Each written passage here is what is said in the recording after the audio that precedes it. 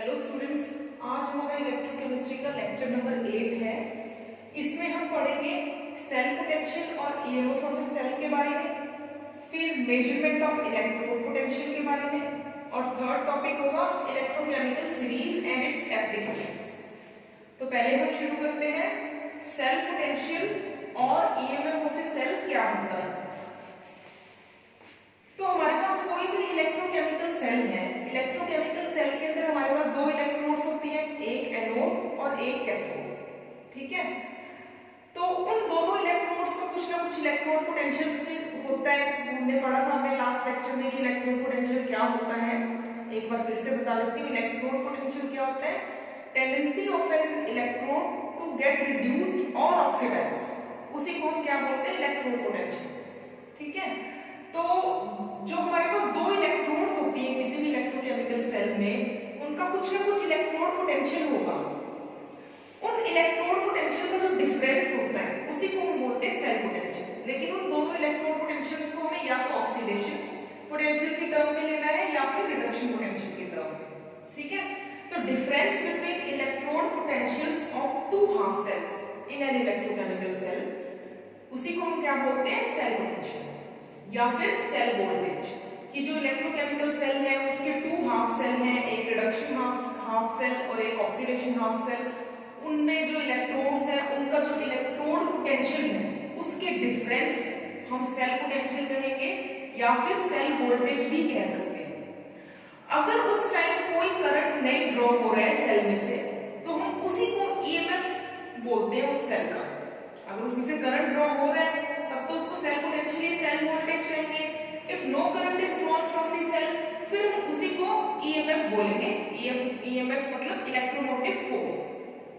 ठीक है, तो ईएमएफ निकालने का फॉर्मूला क्या होता है? सेल का ईएमएफ निकालने का फॉर्मूला है ई कैथोड माइनस ई एनोड। ई का मतलब है इलेक्ट्रोड पोटेंशियल, लेकिन यहाँ पे जो हमें इलेक्ट्रोड पोटेंशियल लेना है वो कौन सा लेना है? रिडक्शन पोटेंशियल लेना है। इस फॉर्मूला को ध्यान से नोट कर लो।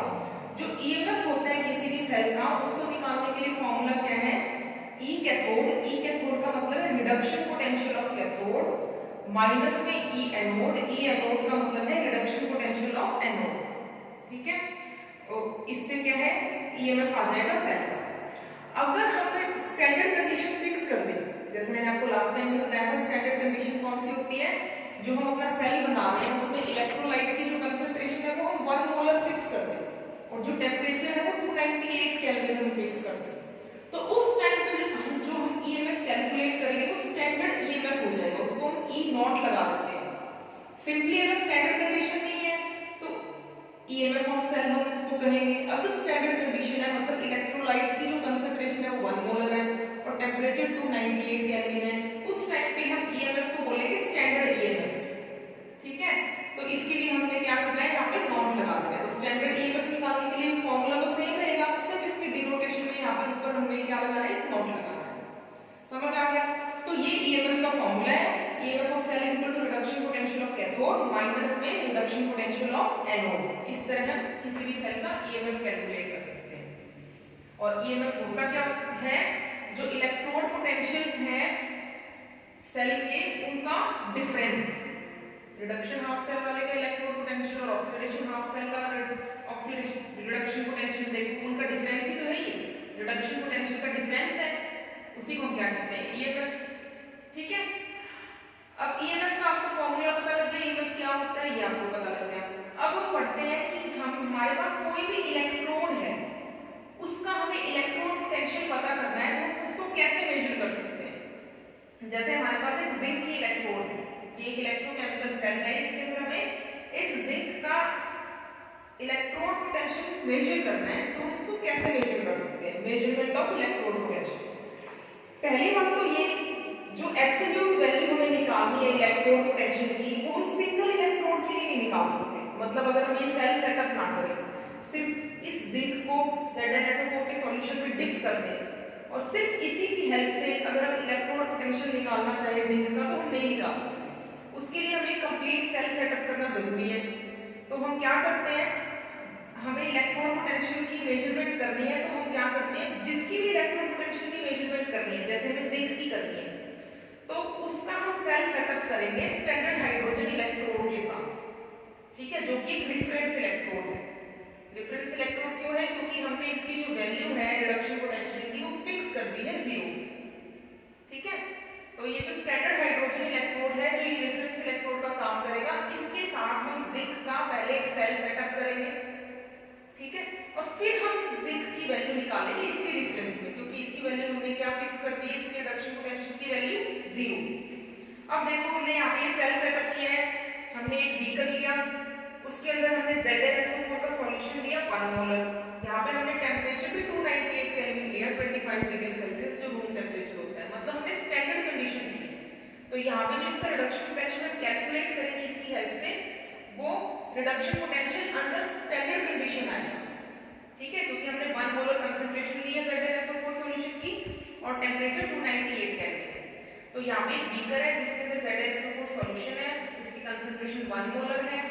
इसके अंदर एक जिंक रॉड को डिप किया गया है, इसको वायर के थ्रू कनेक्ट किया है स्टैंडर्ड हाइड्रोजन इलेक्ट्रोड से।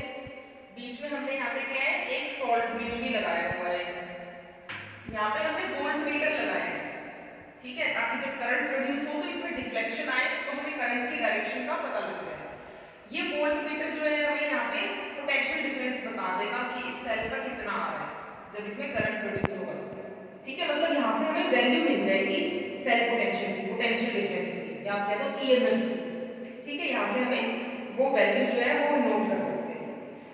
अब क्या है, हमें नहीं पता, यहाँ पे स्टैंडर्ड हाइड्रोजन इलेक्ट्रोड है, यहाँ पे जिंक इलेक्ट्रोड है, लेकिन हमें नहीं पता कि इन दोनों में से कौन सा रिडक्शन हाफ सेल है, कौन सा ऑक्सीडेशन हाफ सेल है। वो हमें कैसे पता लगेगा? इस वोल्ट मीटर से। अब जैसे ही हमने सेल सेटअप किया, थोड़ी देर बाद हम देखते हैं कि इस वोल्ट मीटर में डिफ्लेक्शन इस साइड पे आ रही है, देखो ये एरो बना हुआ है ना, ठीक है, इसमें डिफ्लेक्शन कौन सी साइड पे आ रही है? जिंक वाले इलेक्ट्रोड की साइड पे। मतलब वोल्ट मीटर में अगर डिफ्लेक्शन इस साइड पे आ रही है तो करंट की डायरेक्शन ये है, ये किसकी डायरेक्शन है? करंट की। इस वोल्ट मीटर से हमें करंट की डायरेक्शन का पता लग गया। अब हमें करंट की डायरेक्शन पता लग गई, तो मैंने आपको पहले भी बताया था करंट की डायरेक्शन कौन सी होती है? इलेक्ट्रॉन की जो डायरेक्शन होती है मूवमेंट की, उससे अपोजिट डायरेक्शन में होती है करंट की डायरेक्शन। तो अगर करंट की डायरेक्शन इस साइड में है तो इलेक्ट्रॉन की मूवमेंट की डायरेक्शन ये होगी। तो इलेक्ट्रॉन इधर से इधर जा रहे हैं, मतलब जिंक वाले इलेक्ट्रोड से इस हाइड्रोजन इलेक्ट्रोड पे जा रहे हैं। वो हमें कैसे पता लग गया? क्योंकि हमें करंट की डायरेक्शन पता लगी वोल्ट मीटर से। जो करंट की डायरेक्शन है उसके अपोजिट इलेक्ट्रॉन की डायरेक्शन। इलेक्ट्रॉन की डायरेक्शन इधर है तो हम कह सकते हैं जिंक पे इलेक्ट्रॉन जनरेट हो रहे हैं, यहाँ पे इलेक्ट्रॉन प्रोड्यूस हो रहे हैं। इसका मतलब ये जो जिंक रॉड है ये इलेक्ट्रॉन लूज कर रहा है, तभी तो यहाँ पे इलेक्ट्रॉन बन रहे हैं, ठीक है। तो यहाँ पे इलेक्ट्रॉन बन रहे हैं, इसका मतलब क्या हुआ? जिंक रॉड जो वो इलेक्ट्रॉन का लॉस उसके अंदर हो रहा है। तो इलेक्ट्रॉन का लॉस जहाँ पे होता है वही क्या होता है? हमारे पास एनोड। तो अब हमें पता लग गया कि ये वाला जो इलेक्ट्रोड है हमारा, ये एनोड का काम कर रहा है, ठीक है। वो हमें कैसे पता लगा? एक्सपेरिमेंटली। अब ये एनोड का काम कर रहा है तो हमारे पास ये क्या हो जाएगा? Standard hydrogen electrode. ये हमारे पास कैथोड हो जाएगा। अब हमें एनोड कैथोड का पता लग चुका है, ठीक है। और यहाँ से सेल पोटेंशियल की वैल्यू भी हमें पता लग गई। EMF ऑफ सेल की वैल्यू जो है यहाँ से हमने नोट कर ली, 0.76 वोल्ट आ गई। ये कहाँ से हमें पता लगा? रीडिंग ऑफ वोल्ट मीटर से, ठीक है। तो एनोड कैथोड का भी पता लग गया और जो वोल्ट मीटर की रीडिंग है 0.76 वोल्ट, वो भी हमें पता लग गई। अब हमारे पास फॉर्मूला क्या था? EMF ऑफ ए सेल जो है अंडर स्टैंडर्ड कंडीशन को किसके इक्वल होगा? Reduction potential of cathode minus में रिडक्शन पोटेंशियल ऑफ एनोड, ठीक है। अब हमारा कैथोड कौन सा है? जिस पे रिडक्शन हो गई है, मतलब स्टैंडर्ड हाइड्रोजन इलेक्ट्रोड। और एनोड कौन सा है? ये जिंक वाला इलेक्ट्रोड, ठीक है। तो यही वाला फॉर्मूला हम लगाएंगे, ठीक है। तो ये फॉर्मूला हमने यहाँ पे लगा दिया E नॉट निकालने के लिए, E cathode minus E anode. अब ये जो E नॉट है ये 0.76 वोल्ट है, क्योंकि हमने वोल्ट मीटर से रीडिंग ले ली, ये 0.76 वोल्ट है। कैथोड हमारे पास हाइड्रोजन इलेक्ट्रोड है।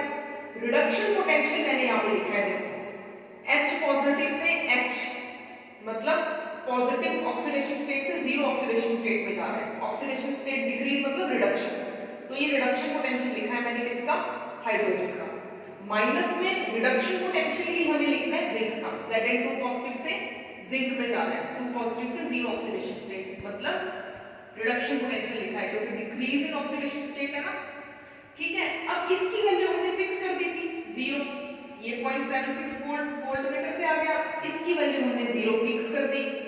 इसकी वैल्यू हमें फाइंड आउट करनी है क्योंकि हम इसी की मेजरमेंट करना चाह रहे थे, जिंक की रिडक्शन पोटेंशियल की मेजरमेंट कर रहे हैं हम, तो इसको हमने इस तरह से एज इट इज लिख दिया। अब हमें इसका पता लगाना है, तो इसको हम राइट साइड में ले जाए और ये वाली वैल्यूज इधर ले आए। तो रिडक्शन पोटेंशियल जो है जिंक का वो कितना आ जाएगा, 0 माइनस में 0.76। तो रिडक्शन पोटेंशियल की वैल्यू क्या आ गई, माइनस 0.76 वोल्ट। ठीक है, माइनस 0.76 वोल्ट हमारे पास इसकी वैल्यू आ गई है रिडक्शन पोटेंशियल ऑफ जिंक। तो हमने किस तरह कैलकुलेट की, ये वैल्यू जो है स्टैंडर्ड हाइड्रोजन इलेक्ट्रोड के साथ हमने जिंक का इलेक्ट्रोकेमिकल सेल सेटअप किया और फिर हमने ये वैल्यू पता की है। तो इस तरह हम स्टैंडर्ड हाइड्रोजन इलेक्ट्रोड को यूज करके जो है इलेक्ट्रोड पोटेंशियल जो है रिडक्शन पोटेंशियल हम मेजर कर सकते हैं किसी भी इलेक्ट्रोड का। जैसे अगर हमें कॉपर का मेजर करना है तो सेम इसी तरह हम करेंगे, बस हमें क्या ध्यान रखना है कि एनोड कैथोड कौन सा है वो हमें आइडेंटिफाई करना है और इस फॉर्मूले में पुट कर देना है। ठीक है, तो ये हो गया मेजरमेंट ऑफ इलेक्ट्रोड।